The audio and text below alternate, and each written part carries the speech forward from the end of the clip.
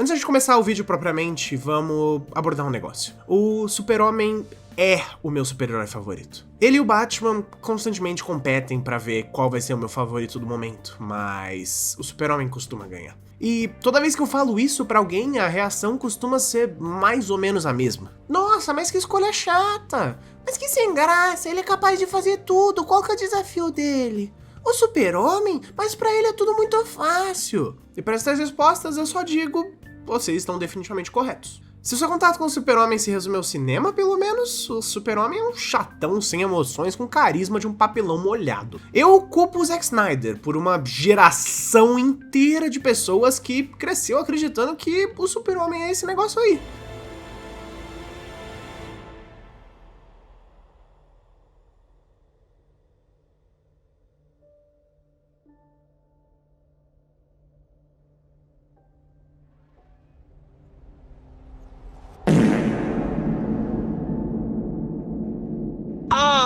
Zé da Manga. E honestamente, eu passaria o vídeo todo falando como eu não gosto de absolutamente nada que o Zack Snyder produziu. Até o Snyder Cut. Principalmente o Snyder Cut. Mas tá aí, ao invés de destilar ódio e destruição e arrumar briga com os nerdolas na internet, o que eu acho que eu já fiz o bastante no meu último vídeo, decidi então, ao invés disso, exaltar a minha história favorita do Super-Homem. For the Man Who Has Everything, da dupla absolutamente lendária de Alan Moore e Dave Gibbons, responsáveis por uma historinha aí pouca conhecida, um tal de Watchmen. Para muitos, a joia da coroa das histórias em quadrinho, a melhor de todos os tempos e o tesouro ideológico da humanidade. O que será que uma dupla desse calibre teria a dizer sobre o Super-Homem? Primeiro, para entender que tipo de história eles acabariam escrevendo, acho que é importante tratarmos de quem estava escrevendo. Dave Gibbons, primeiramente, é um quadrinista britânico que fez grande parte da sua carreira como ilustrador de Lanterna Verde e mais tarde Harlem Heroes. Além, é claro, de participar de uma porção de histórias pontuais que acabariam sendo consideradas como entre algumas das melhores de todos os tempos. Gibbons tinha uma facilidade enorme em ligar texto com imagens de forma que nenhum dos seus quadros ficassem simples demais ou sobrecarregado demais. Um dos melhores exemplos do seu estilo, pra mim, fica nessa série específica de quadros do Watchmen. Veja como essas imagens são capazes de contar uma história inteira sozinho. Em 6 quadros, em uma das primeiras páginas de Watchmen, Gibbons consegue contar a história de um suicídio ou uma queda, o leitor ainda não teria como saber. Com um simples zoom out, ele demonstra cada vez mais o trajeto da queda, como se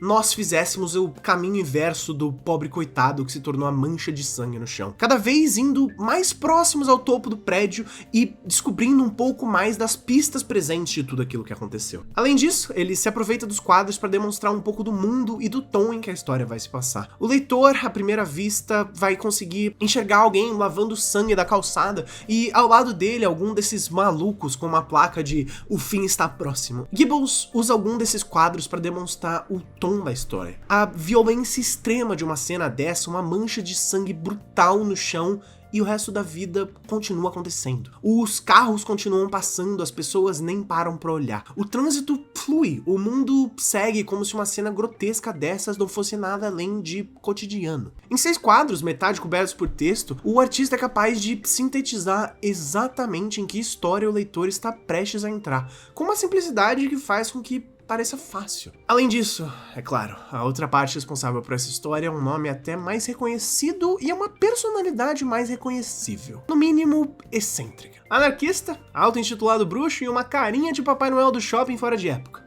Alan Moore é definitivamente uma das mais inusitadas e mais brilhantes mentes que já tocou em uma página de histórias em quadrinho. A lista de trabalhos dele é extremamente prolífica, mas conta com histórias como A Piada Mortal, V de Vingança e Liga Extraordinária, para dizer só algumas. Não é totalmente impensável dizer que existe um mundo com e um mundo sem Alan Moore no que toca as histórias em quadrinho. Grande parte dos avanços narrativos da mídia como um todo e das mudanças de tom e de tema que aconteceram nos próximos anos vem diretamente dele. Tudo isso aconteceu porque, nas palavras do próprio Moore, não é que eu faço coisas que ninguém é capaz de fazer, mas sim que eu ouso usar a oportunidade de contar histórias que os outros não o fazem. Essa palavra descreveria muito bem os talentos de Alan Moore como escritor. Ousadia. Uma ousadia única de botar no papel o que poucos seriam capazes. Os exemplos mais gritantes sendo, obviamente, seus temas sexuais e sua violência gráfica. Mas isso estaria longe dos seus limites e também da sua ousadia como contador de histórias. Eu diria que Moore tornou-se, com o tempo, um dos artistas cujo trabalho mais formal interpretado de sua geração. O seu trabalho foi resumido de uma forma superficial por alguns fãs mais iletrados a apenas super-herói que transa, super-herói que mata. Quando, na verdade, o trabalho e o impacto do Alan Moore aconteceu quando ele começou a questionar. Não só questionar quais seriam os limites da força do super-homem, se ele vai levantar 1 ou 2 planetas, mas sim questionar quais os limites do super-homem, da força de vontade do super-homem. O que tornaria o Homem de Aço o Homem de Aço. Ou, melhor, o que tornaria qualquer herói um herói. O custo de tinta é o mesmo para se desenhar 2 heróis conversando numa sala de estar ou 2 heróis lutando em uma supernova. Era exatamente esse princípio que fascinava o Alan Moore e que acabaria sendo a musa dos seus trabalhos subsequentes. Usando as suas histórias como formas de questionar o que seria um herói, o que seria a humanidade e como os superpoderosos realmente poderiam ser, pensar e agir se eles existissem. A mídia de quadrinhos super-heróis já existia há tanto tempo e estava tão bem estabelecida que Moore se aproveitou disso para tratar suas histórias não como grandes peças teatrais, mas sim como ensaios e novos conceitos para personagens já vistos 1 milhão de vezes antes. Ele não só trazia a história, como junto com ela um argumento carregado, um questionamento que acabava sendo muitas vezes deixado pro leitor responder. Começando com o Monstro do Pântano e cada vez mais escalando, Moore faria da sua carreira essa filosofada sobre super-heróis, mantendo o tempo todo essa ousadia na sua contação de histórias, tocando em temas sensíveis e principalmente em feridas abertas das histórias em quadrinhos. Dito tudo isso, nós conseguimos entender um pouco de quem são os responsáveis por fazer For the Man Who Has Everything. E eu peço que você mantenha isso em mente daqui pra frente, porque foi a combinação desses 2 artistas com talentos geracionais que produziu a que pra mim é a melhor história do Super-Homem e eu argumentaria até uma das melhores histórias em quadrinhos de todos os tempos. Existe um problema quando se trata de histórias do Super-Homem, que você já ouviu e talvez já tenha até pensado 1 milhão de vezes antes. Ele é capaz de resolver absolutamente tudo. Não existe uma parede que ele não seja capaz de atravessar, não existe um limite físico que seus poderes não atinjam. Não existe um desafio grande demais que ele não possa ultrapassar. E é justamente aí que morrem a maior parte das histórias do Kryptoniano, nesse marasmo chato pra caramba de aparece um problema, soca muito o problema, resolve o problema. Realmente, aí eu entenderia porque ninguém gostaria desse personagem. Ninguém gosta de uma história que se resume a tem um problema, o herói vai lá e resolve, ponto final. Os conflitos no Homem de Aço nunca podem ser físicos, ou eles nunca serão conflitos de verdade. Então, vamos tentar exemplificar aqui uma história boa do Super-Homem e como tratar o personagem bem. A história começa de forma extremamente inocente, na verdade. A Mulher Maravilha e o Batman indo na Fortaleza da Solidão entregar presentes de aniversário pro Super-Homem. Quando eles chegam efetivamente na Fortaleza, encontram um Super-Homem catatônico, com uma espécie de parasita alienígena grudado no peito dele. O Batman, percebendo que ele tá em algum estado mentalmente afetado, e um vilão alienígena entrando em cena. Mongul explica que o parasita, na verdade, mostra os desejos mais íntimos do Super-Homem, se alimentando da sua energia vital e colocando ele em um mundo próprio, feito de tudo que ele mais deseja apenas na sua mente. Em paralelo a isso, a história vai mostrando uma porção de cenas de um mundo diferente do nosso, desse mundo de desejos do Super-Homem. Super-Homem agora seria apenas Kal-El em Krypton, fazendo tudo que no mundo em que ele é Clark Kent ele não conseguia fazer. Tudo aquilo que seu coração mais deseja.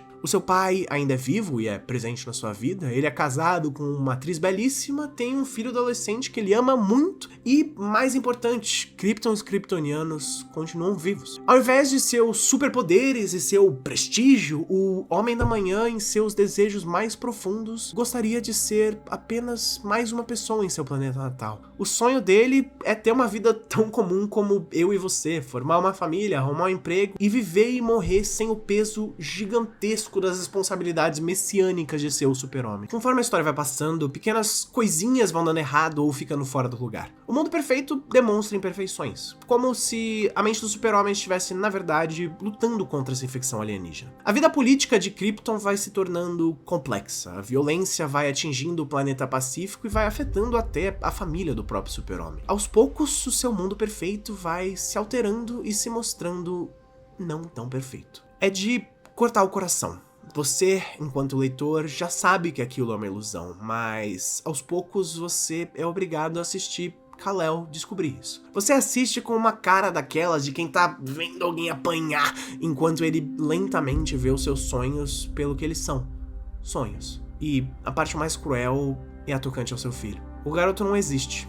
E ele descobre isso. Mas os sentimentos que ele nutre por ele, esses sentimentos existem. Enquanto do lado de fora, Mulher Maravilha, Batman e Robin vão lutando contra o Mongul e perdendo, demonstrando a necessidade do super-homem, do lado de dentro do mundo dos sonhos, o mesmo vai desconfiando cada vez mais da perfeição. Ao ponto que, chegando no final da história, ele leva seu filho até uma cratera vazia em Krypton. Chegando lá, a criança confusa só diz: "Não tem muito o que fazer aqui, eu não gosto daqui." E é aí que você finalmente percebe. O Homem de Aço finalmente entendeu. Ele tá aqui pra se despedir. E realmente, a partir desse ponto, é de cortar o coração. Sem conseguir se explicar, sem conseguir dizer nem mesmo porquê, o super-homem apenas abraça o seu filho. Alguém nesse ponto que ele já tem certeza que não existe. Abraça ele e começa a chorar.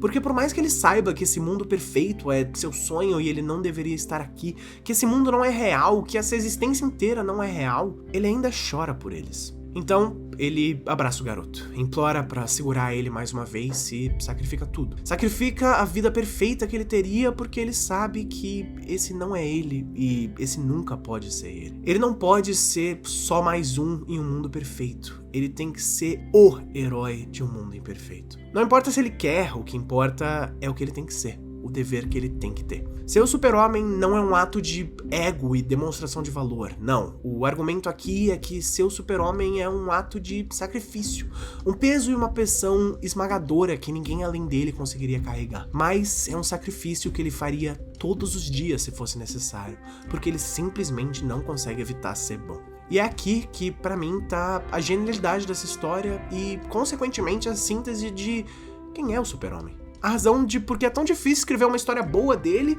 e a razão também que as histórias boas são sempre tão boas. Em 3 quadros, onde ele sabe que o mundo perfeito que ele criou na cabeça dele tá prestes a deixar de existir, ele demonstra tudo que há de demonstrar. Ele sente tudo que há de sentir. Seria muito fácil se distanciar, dizer apenas que esse é um mundo do sonho, que não existe, que todas as pessoas não existem, que tudo isso só é uma grande ilusão que vai ficar pra trás.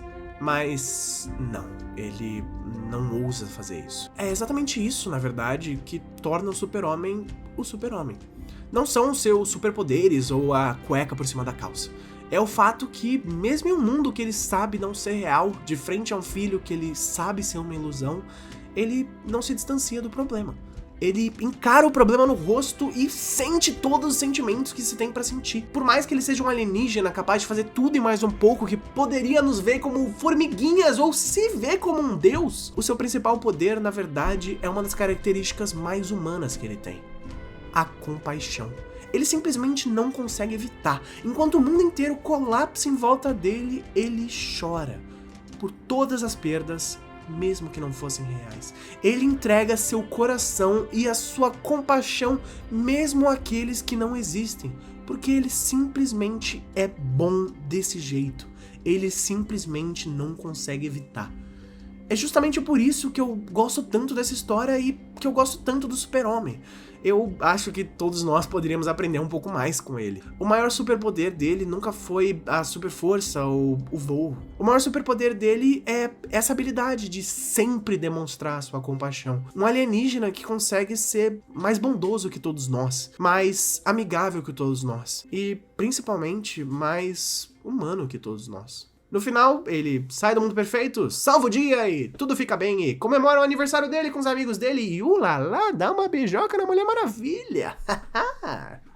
Esse é o vídeo, dá like.